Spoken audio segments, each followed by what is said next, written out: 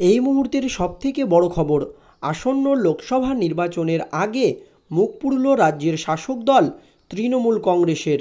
পার্থ অর্পিতাকেও টেক্কা। মন্ত্রী চন্দ্রনাথের বাড়ি থেকে বিপুল পরিমাণে টাকা উদ্ধার করল কেন্দ্রীয় তদন্তকারী সংস্থার ইডি আধিকারিকরা। শুক্রবার নিয়োগ দুর্নীতির তদন্তে রাজ্যের ক্ষুদ্র ও কুটির শিল্প মন্ত্রী চন্দ্রনাথ সিনহার বাড়িতে হানা দেয় ইডি। দিনভর চলে তল্লাশি। সূত্রের খবর, মন্ত্রীর বাড়িতে ম্যারাথন তল্লাশি চালিয়ে বিপুল পরিমাণে টাকা উদ্ধার করে কেন্দ্রীয় তদন্তকারী সংস্থা এনফোর্সমেন্ট ডিরেক্টরে। পাশাপাশি বাজেয়াপ্ত করা হয় মন্ত্রীমশাইয়ের একটি মোবাইল। ইডি সূত্রে জানা যাচ্ছে, তল্লাশি চালিয়ে চন্দ্রনাথের বাড়ি থেকে নগদ প্রায় ৪১ লক্ষ টাকা উদ্ধার করা হয়েছে। শুক্রবার সকাল ৯টার দিকে চন্দ্রনাথের বোলপুরের বাড়িতে হানা দেয় ইডি। চলে টানা তল্লাশি। মুহূর্তের মধ্যেই কেন্দ্রীয় বাহিনী তার বাড়ি ঘিরে ফেলে। ম্যারাথন তল্লাশির অভিযান এবং জিজ্ঞাসাবাদের শেষে প্রায় রাত 10:30 নাগাদ মন্ত্রীর বাড়ি থেকে বেরিয়ে যায় ইডি আধিকারিকরা। প্রায় 14 ঘন্টারও বেশি সময় ধরে চলে তল্লাশি অভিযান, আর তাতেই নগদ ৪১ লক্ষ টাকা উদ্ধার হলো মমতার আর এক মন্ত্রীর বাড়ি থেকে। ইডি সূত্রের খবর, প্রাথমিক নিয়োগ দুর্নীতি মামলায় যুব তৃণমূলের বহিষ্কৃত নেতা কুন্তল ঘোষের সূত্র ধরেই রাজ্যের ক্ষুদ্র ও কুটির শিল্প মন্ত্রীর নাম উঠে এসেছে নিয়োগ দুর্নীতি কাণ্ডে। 2023 সালের জানুয়ারিতে গ্রেপ্তার কুন্তলকে করেছিল এনফোর্সমেন্ট ডিরেক্টরে।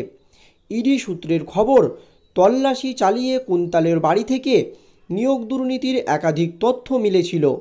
একটি রেজিস্টার পাওয়া গিয়েছিল, আর তাতেই নাকি নাম ছিল রাজ্যের ক্ষুদ্র ও কুটির শিল্পমন্ত্রী চন্দ্রনাথ সিনহার। তদন্তকারী সংস্থা সূত্রের আরও দাবি, কুন্তল ঘোষের বাড়ি থেকে রেজিস্টারে মন্ত্রীর নামের পাশে 100 জনের নামের একটি তালিকাও ছিল। তবে সেই তালিকায় থাকা ওই নাম চাকরি প্রার্থীদের কিনা, তার সঙ্গে মন্ত্রীর যোগ আছে কিনা, এই রকম একাধিক প্রশ্নের উত্তর খুঁজতে ময়দানে নেমেছে কেন্দ্রীয় তদন্তকারী সংস্থার ইডি আধিকারিকরা। গোয়েন্দা সূত্রে আরও খবর, কুন্তল এবং চন্দ্রনাথের মধ্যে একজন মিডলম্যান ছিলেন। তাকে জিজ্ঞাসাবাদ করে মন্ত্রীর নাম সামনে এসেছে। এদিকে নিজের বাড়িতে ইডি হানা প্রসঙ্গে চন্দ্রনাথ বলেন, আধিকারিকদের সঙ্গে আমরা সহযোগিতা করেছি। যা প্রশ্ন জিজ্ঞাসা করেছেন আমরা সব উত্তর দিয়েছি, ওনারা বুঝেছেন, এছাড়া আর কিছু না। প্রসঙ্গত, এর আগে চন্দ্রনাথের নাম নিয়োগ দুর্নীতি কাণ্ডে সেভাবে জড়ায়নি, তাই শুরুর দিকে বিষয়টি স্পষ্ট না হলেও পরে ইডি সূত্রে জানা যাচ্ছে নিয়োগ দুর্নীতি মামলায় এই তল্লাশি চালানো হচ্ছে। এর আগে প্রাক্তন শিক্ষামন্ত্রী পার্থ চট্টোপাধ্যায় এবং আরও এক প্রাক্তন মন্ত্রী পরেশ অধিকারীর নাম জড়িয়েছিল নিয়োগ দুর্নীতি মামলায়। তবে অনুব্রত মণ্ডলের পাড়ার বাসিন্দা চন্দ্রনাথের সঙ্গে তাদের কী যোগ, তারই প্রশ্নের উত্তর খুঁজছে কেন্দ্রীয় তদন্তকারী সংস্থা ইডির আধিকারিকরা। ইডি সূত্রের খবর, চন্দ্রনাথ সিনহার নাম তদন্তকারীরা শুনেছেন খোদ চাকরি প্রার্থীদের মুখে। সেই সব চাকরি প্রার্থী যাদের টাকার বিনিময়ে চাকরি দেওয়ার কথা বলা হয়েছিল বলে অভিযোগ। শিক্ষাক্ষেত্রে নিয়োগ দুর্নীতির তদন্ত করতে গিয়ে বিভিন্ন জায়গায় তল্লাশি চালাচ্ছে। তার তল্লাশি চালানোর সময় কয়েক হাজার চাকরি প্রার্থীর নাম পায় ইডি। ইডি সূত্রের খবর, এই তল্লাশির সূত্র ধরেই তারা নাম পেয়েছে চন্দ্রনাথের। ইডি সূত্রে জানা গিয়েছে, সেই সব চাকরি প্রার্থীদের মধ্যে বেশ কিছু নাম পাওয়া যায় নিয়োগ দুর্নীতিতে অভিযুক্ত প্রসন্ন রায়ের বাড়িতে। কুন্তল ঘোষের বাড়ি থেকেও একাধিক নাম পাওয়া গিয়েছে।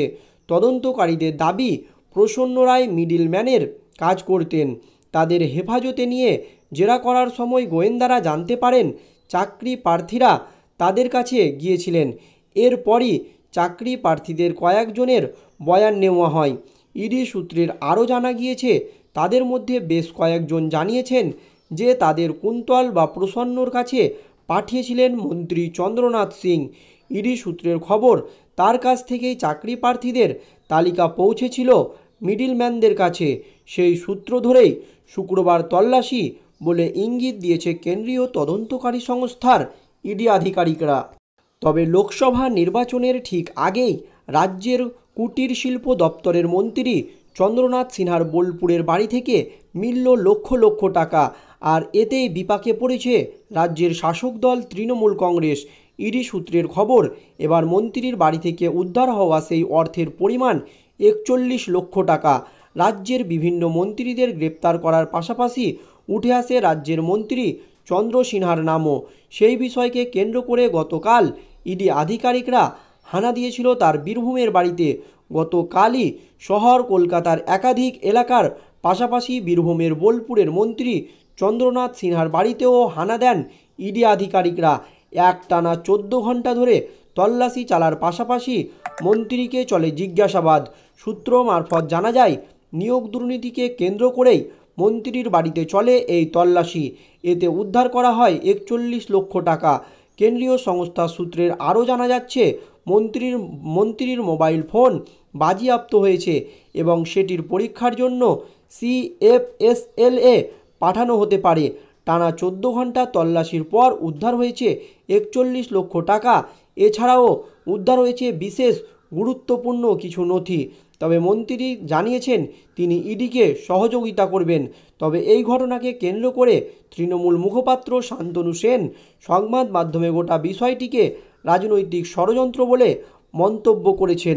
প্রসঙ্গত, নেতা মন্ত্রী থেকে শিক্ষা দপ্তরের একাধিক আধিকারিক 2022 সাল থেকে নিয়োগ দুর্নীতির অভিযোগে গ্রেপ্তার হয়েছেন। সেই তালিকায় নাম রয়েছে কুন্তলেরও।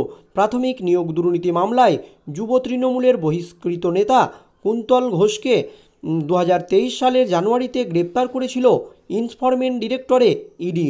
দীর্ঘদিন ধরেই জেলে রয়েছেন কুন্তল। একাধিকবার জামিনের আর্জি জানিয়েছেন, তবে সুরাহা হয়নি। এর মধ্যেই এবার ইডি সূত্রের দাবি, তল্লাশি চালিয়ে কুন্তলের বাড়ি থেকে নিয়োগ দুর্নীতির একাধিক তথ্য মিলেছিল। একটি রেজিস্টার পাওয়া গিয়েছিল, আর তাতেই নাকি ছিল রাজ্যের ক্ষুদ্র ও কুটির শিল্পমন্ত্রী চন্দ্র সিনহার নাম।